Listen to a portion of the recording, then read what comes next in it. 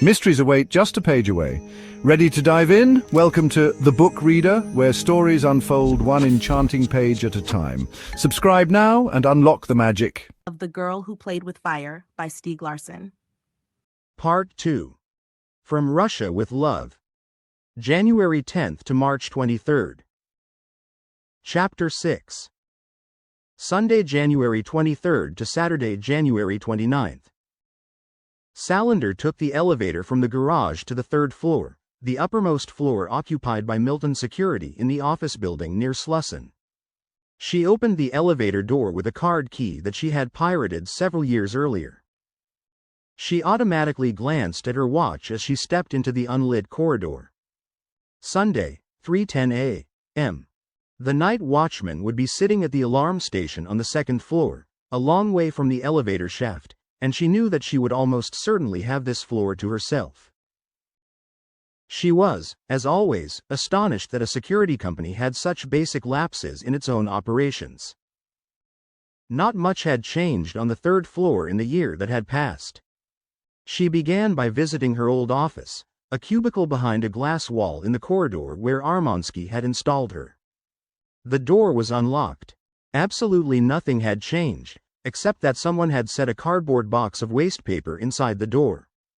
The desk, the office chair, the wastepaper basket, one empty bookshelf, and an obsolete Dell PC with a pitifully small hard drive.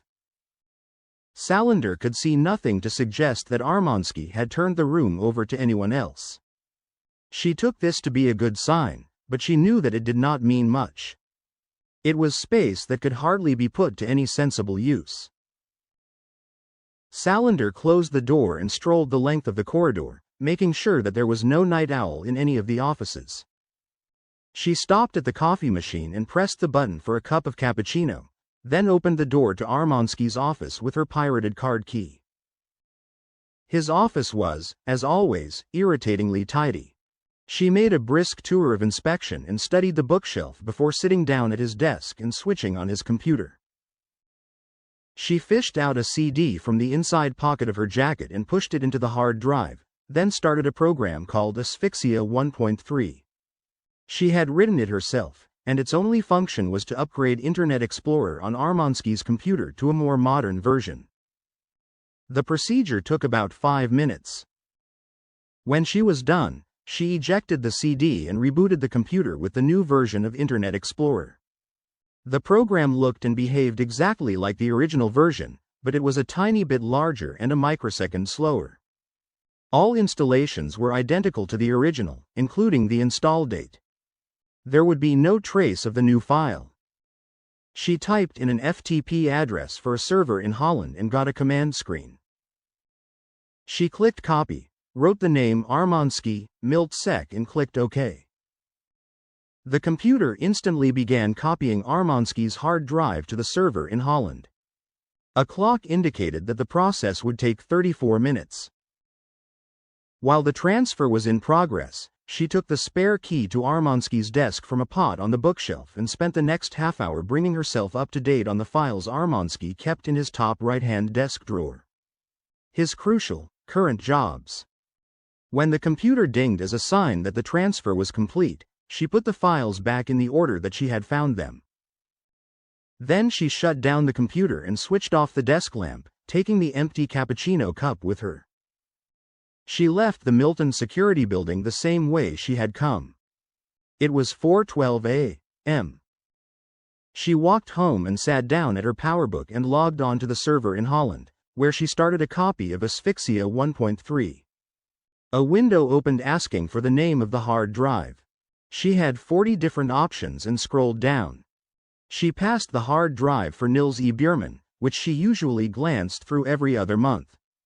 She paused for a second at Mick Blom, laptop, and Mick Blom, office. She had not clicked on those icons for more than a year, and she wondered vaguely whether to delete them. But she then decided as a matter of principle to hang on to them. Since she had gone to the trouble of hacking into a computer, it would be stupid to delete the information and maybe one day have to do the whole procedure all over again. The same was true for an icon called Wennerstrom, which she had not opened in a long time. The man of that name was dead. The icon Armansky, Milt Sek, the last one created, was at the bottom of the list. She could have cloned his hard drive earlier, but she had never bothered to because she worked at Milton and could easily retrieve any information that Armansky wanted to keep hidden from the rest of the world. Her trespassing in his computer was not malicious. She just wanted to know what the company was working on, to see the lay of the land. She clicked and a folder immediately opened with a new icon called Armansky HD. She tried out whether she could access the hard drive and checked that all the files were in place. She read through Armansky's reports, financial statements, and email until 7 o'clock a.m. Finally, she crawled into bed and slept until 12:30 in the afternoon.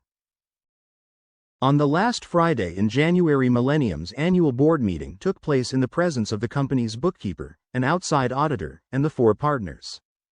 Berger, 30%, Blomqvist, 20%, Mom, 20%, and Harriet Wenger, 30%. Erickson was there as the representative of the staff and the staff committee, and the chair of the union at the magazine. The union consisted of Erickson, Lada Karim, Cortez, Nielsen, and marketing chief Sonny Magnuson. It was Erickson's first board meeting. The meeting began at 4 o'clock and lasted an hour. Much of the time was spent on the financials and the audit report. Clearly, Millennium was on a solid footing, very different from the crisis in which the company had been mired 2 years earlier.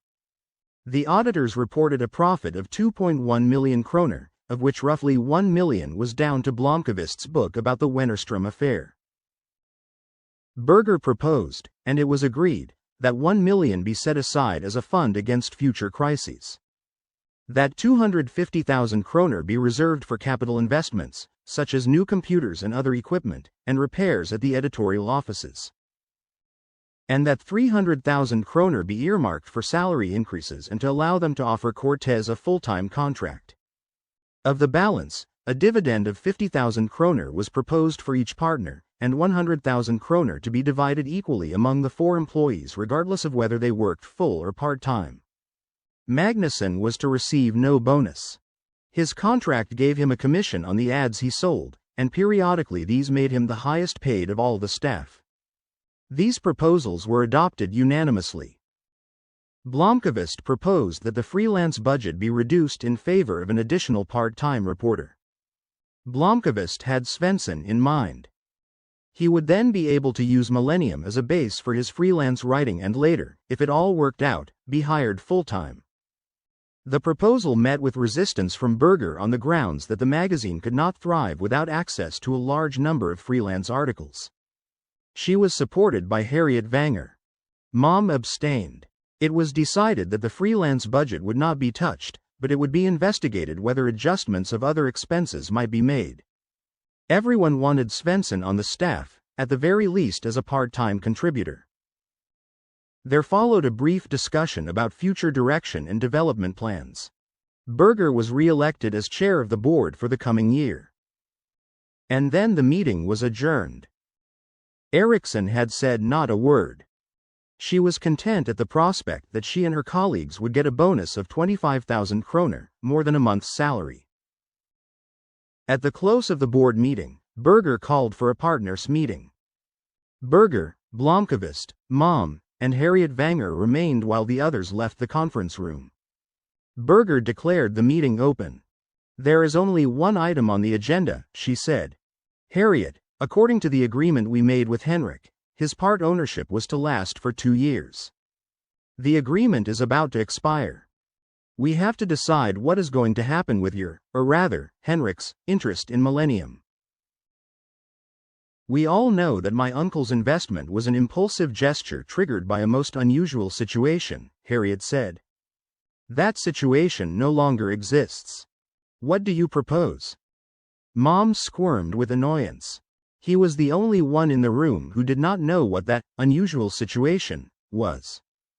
Blomqvist and Berger had to keep the story from him. Berger had told him only that it was a matter so personal involving Blomqvist that he would never under any circumstances discuss it. Mom was smart enough to realize that Blomkvist's silence had something to do with Hedestad and Harriet Wenger. He also knew that he didn't need all the details to be able to make a decision, and he had enough respect for Blomkvist not to make an issue of it. The three of us have discussed the matter and we have arrived at a decision, Berger said. She looked Harriet in the eye. But before we explain our reasoning, we would like to know what you think. Harriet Wenger glanced at them in turn. Her gaze lingered on Blomkvist, but she could not read anything from their expressions. If you want to buy the family out, it will cost around 3 million kroner plus interest. Can you afford to buy us out? She asked mildly. Yes, we can, Blomkvist said with a smile. He had been paid 5 million kroner by Henrik Wenger for the work he had done for the old industrial tycoon. Part of that work, ironically, had been to find out what had happened to Harriet, his niece. In that case, the decision is in your hands, Harriet said. The agreement stipulates that you can cancel the Wenger shareholding as of today. I would never have written a contract as sloppy as the one Henrik signed. We can buy you out if we have to, Berger said. But the real question is what you want to do. You're the CEO of a substantial industrial concern, 2 concerns, actually. Our annual budget might correspond to what you turn over during a coffee break. Why would you give your time to a business as marginal as Millennium? Harriet Wenger looked calmly at the chair of the board, saying nothing for a long moment. Then she turned to Blomkvist and replied. I've been the owner of something or other since the day I was born. And I spend my days running a corporation that has more intrigues than a 400-page romance novel. When I first joined your board, it was to fulfill obligations that I could not neglect. But you know what? During the past 18 months, I've realized that I'm having more fun on this board than on all the others put together. Blomkvist absorbed this thoughtfully. Wenger now turned to Mom. The problems you face at Millennium are small and manageable. Naturally, the company wants to operate at a profit. That's a given. But all of you have another goal. You want to achieve something. She took a sip from her glass of water and fixed her eyes on Berger. Exactly what that something is remains a bit unclear to me. The objective is hazy. You aren't a political party or a special interest group. You have no loyalties to consider except your own. But you pinpoint flaws in society, and you don't mind entering into battles with public figures. Often you want to change things and make a real difference. You all pretend to be cynics and nihilists, but it's your own morality that steers the magazine, and several times I've noticed that it's quite a special sort of morality. I don't know what to call it, except to say that Millennium has a soul. This is the only board I'm proud to be a part of. She fell silent for so long that Berger had to laugh. That sounds good. But you still haven't answered the question. This has been some of the wackiest, most absurd stuff I've ever been involved with, but I enjoy your company and I've had a great time. If you want me to stay on, I gladly will. Okay, Mom said. We've been back and forth and we're all agreed. We'll buy you out. Wenger's eyes widened. You want to get rid of me? When we signed the contract, we had our heads on the block waiting for the axe. We had no choice. From the start, we were counting the days until we could buy out your uncle. Berger opened a file, laid some papers on the table, and pushed them over to Wenger, together with a check for exactly the sum due. Wenger read through the papers and without a word she signed them. All right, then, Berger said. That was fairly painless. I want to put on record our gratitude to Henrik Wenger for all he did for Millennium. I hope you will convey this to him. I will, Harriet Wenger said in a neutral tone, betraying nothing of what she felt. She was both hurt and deeply disappointed that they had let her say that she wanted to stay and then had simply kicked her out. And now let me see if I can interest you in a completely different contract, Berger said. She took out another set of papers and slid them across the table. We were wondering if you personally had any interest in being a partner at Millennium. The price would be the same as the sum you've just received. The agreement has no time limits or exception clauses. You would be a full partner with the same responsibilities as the rest of us. Wenger raised her eyebrows. Why this roundabout process? It had to be done sooner or later, Mom said. We could have renewed the old agreement a year at a time or until the board had an argument and put you out. But it was always a contract that would have to be dissolved. Harriet leaned on her elbow and gave him a searching glance. She looked at Blomkvist and then at Berger. We signed our agreement with Henrik when we were in financial straits, Berger said. We're offering you this agreement because we want to. And unlike the old one, it won't let us boot you out so easily in the future. That's a very big difference for us, Blomkvist said in a low voice, and that was his only contribution to the discussion. The fact is that we believe you add something to Millennium besides the financial underpinning implied by the name of Wenger, Berger said. You're smart and sensible and you come up with constructive solutions. Until now you've kept a low profile, almost like a guest visiting us once a quarter, but you represent for this board a stability and direction that we've never had before. You know business. Once you asked if you could trust me, and I wondered the same thing about you. By now we both know the answer. I like you and I trust you, we all do.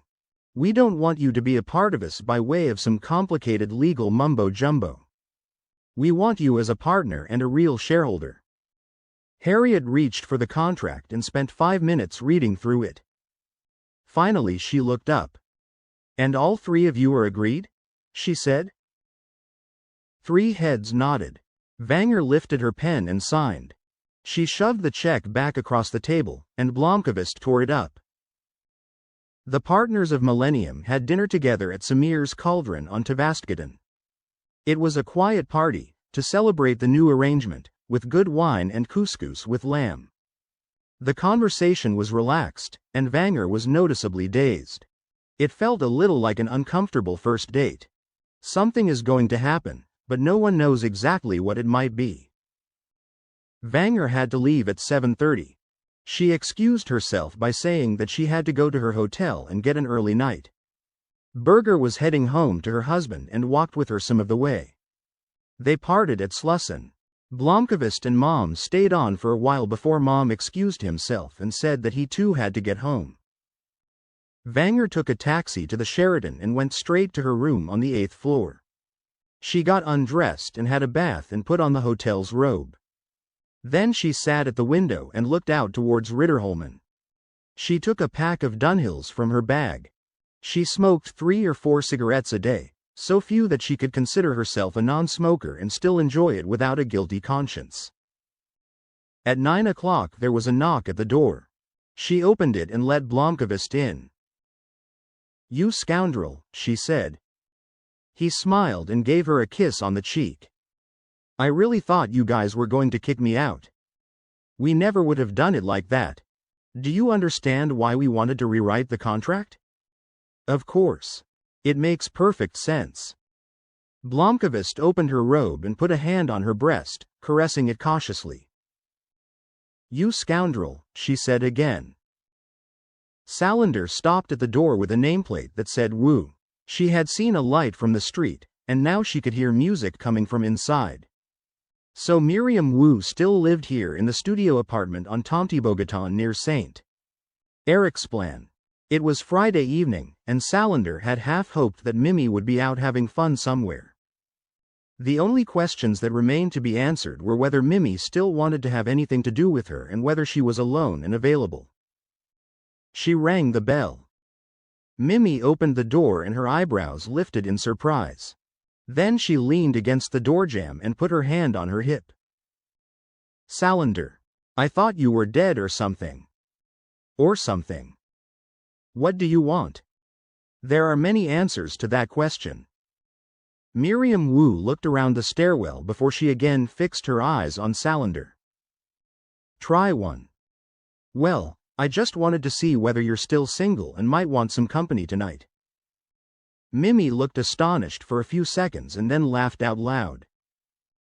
I know only one person who would even dream of ringing my bell after a 1.5 years silence to ask me if I wanted to fuck. Do you want me to leave? Mimi stopped laughing. She was quiet for a few seconds. Lisbeth, Jesus, you're serious. Salander waited. Finally Mimi sighed and opened the door wide. Come on, then. I can at least offer you a coffee. Salander followed her in and sat on one of two stools by a small table in the hall. The apartment was about 250 square feet. One cramped room and a hall. The kitchen was little more than a niche for cooking in a corner of the hall. Mimi had fixed a hose to the sink from the bathroom. Mimi's mother was from Hong Kong, her father from Bowden. Salander knew that her parents lived in Paris. Mimi was studying sociology in Stockholm, and she had an older sister studying anthropology in the States. Her mother's genes were visible in Mimi's raven black hair, cut short, and her slightly Asian features. Her father had given her the clear blue eyes. She had a wide mouth and dimples that did not come from either of her parents. Mimi was 31. She liked to dress up in leather and go to clubs where they did performance art. Sometimes she appeared in the shows. Salander had not been to a club since she was 16. Besides her studies, Mimi had a job 1 day a week as a sales clerk at Domino Fashion on a street off Sveavägen. Customers desperate for outfits such as a rubber nurse's uniform or black leather witch's garb frequented Domino, which both designed and manufactured the clothes. Mimi was part owner of the boutique with some girlfriends, and the shop provided a modest supplement to her student loan of a few thousand kroner each month. Salander had first seen Mimi when she performed in a show at the Gay Pride Festival a couple of years before and then ran into her in a beer tent later that night. Mimi had been dressed in an odd lemon-yellow plastic dress that revealed more than it concealed. Salander saw nothing erotic about the outfit, but she had been drunk enough to suddenly want to pick up a girl dressed like a lemon. To Salander's great surprise, the citrus fruit had taken one look at her, laughed out loud, kissed her without embarrassment, and said, "You're the one I want." They had gone back to Salander's place and had sex all night long. "I am what I am," Salander said. "I ran away from everything and everybody. I should have said goodbye. I thought something had happened to you. Not that we had been in touch that much in the last months you were here. I was busy. You're such a mystery. You never talk about yourself. I don't even know where you work or who I could have called when you didn't answer your mobile. I'm not working anywhere right now, and besides, you're just like me. You wanted sex, but you weren't particularly interested in a relationship. Or were you?" "That's true," Mimi said at last. "And it was the same with me. I never made any promises." "You've changed," Mimi said. "Not a lot. You look older, more mature. You have different clothes. And you've stuffed your bra with something." Salander said nothing. Mimi had seen her naked, of course she would notice the change. In the end she lowered her eyes and mumbled, "I had a boob job." "What did you say?" Salander looked up and raised her voice, unaware that it had taken on a defiant tone. "I went to a clinic in Italy and had breast implants. That's why I disappeared. Then I just kept on traveling. Now I'm back." "Are you joking?" Salander looked at Mimi, expressionless. "Stupid of me. You never joke about anything, Mr. Spock. I'm not going to apologize. I'm just being honest. If you want me to leave, just say the word." Mimi laughed out loud. "Well, I certainly don't want you to leave without letting me see how they look. Please. I've always liked having sex with you, Mimi. You didn't give a damn what sort of work I did, and if I was busy you found somebody else." Mimi nodded. When she was 17, after a number of fumbling attempts, she was finally initiated into the mysteries of sex at a party organized in Gothenburg by the Swedish Federation for Lesbian, Gay, Bisexual, and Transgender Rights. She had never considered any other lifestyle after that. Once when she was 23 she had tried having sex with a man. She mechanically did everything she was expected to do, but it was not enjoyable. She also belonged to the minority within the minority who were not interested in marriage or fidelity or cozy evenings at home.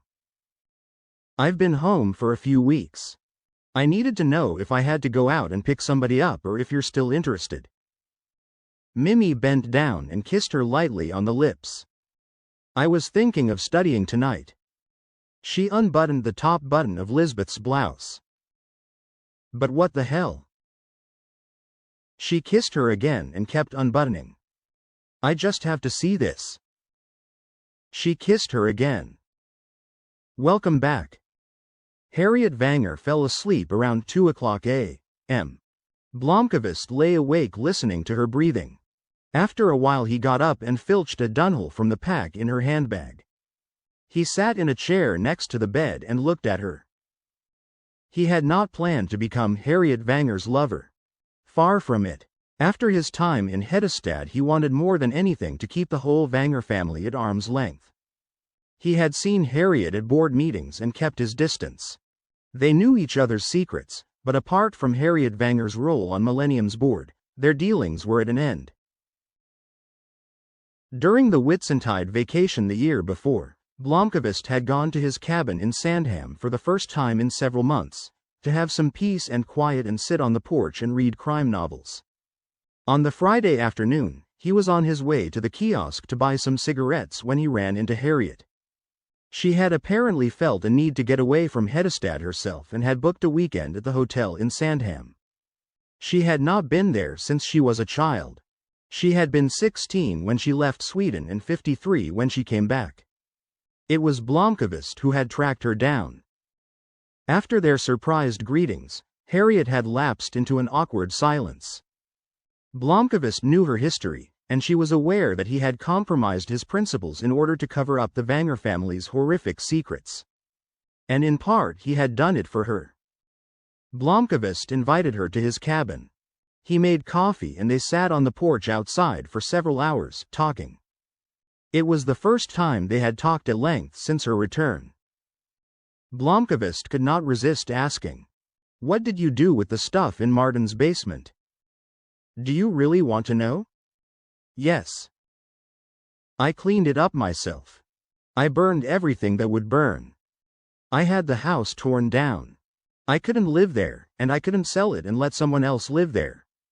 For me, all its associations were with evil. I'm planning another house to take its place, a small cabin." "Didn't people raise their eyebrows when you had the house torn down?" "It was quite luxurious and modern." She smiled. Dirch Frode put about the story that there was so much damp in the foundation that it would be more expensive to rebuild than to take it down.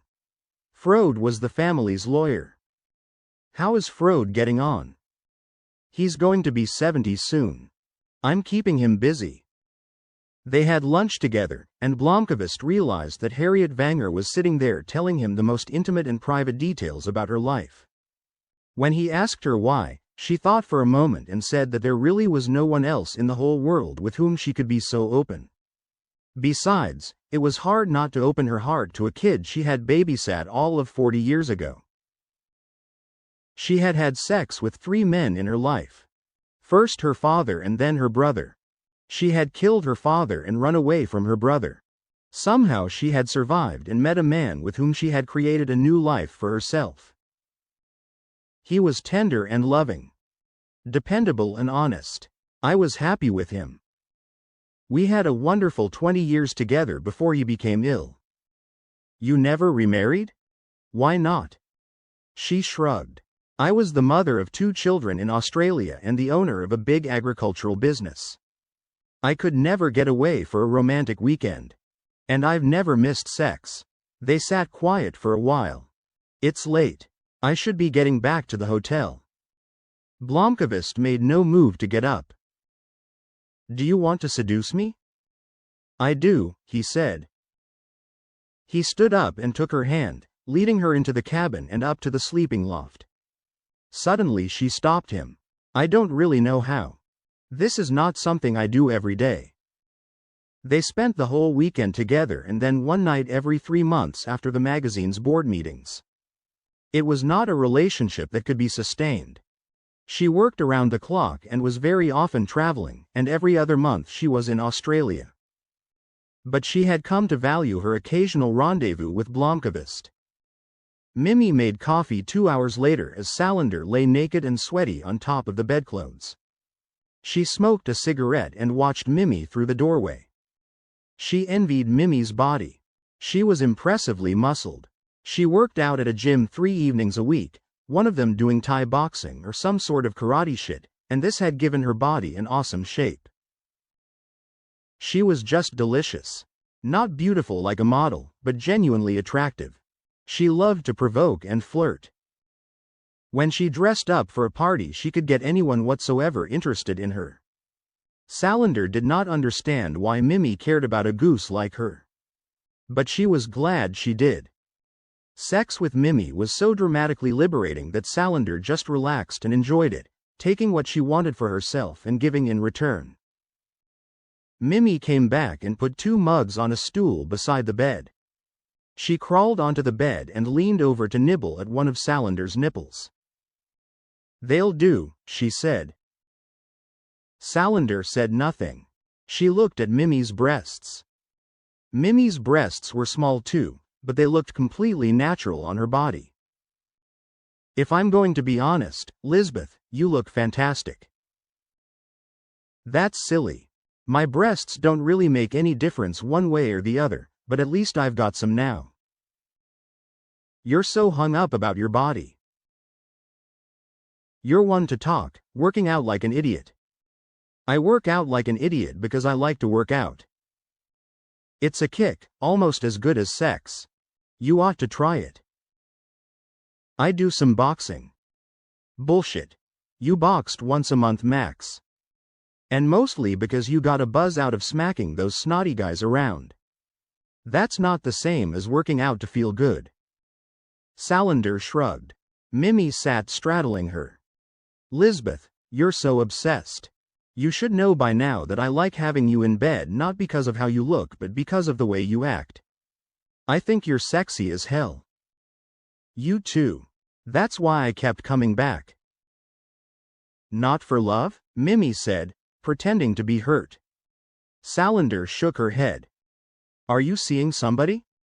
Mimi hesitated a moment before she nodded. "Maybe. In a way. Possibly.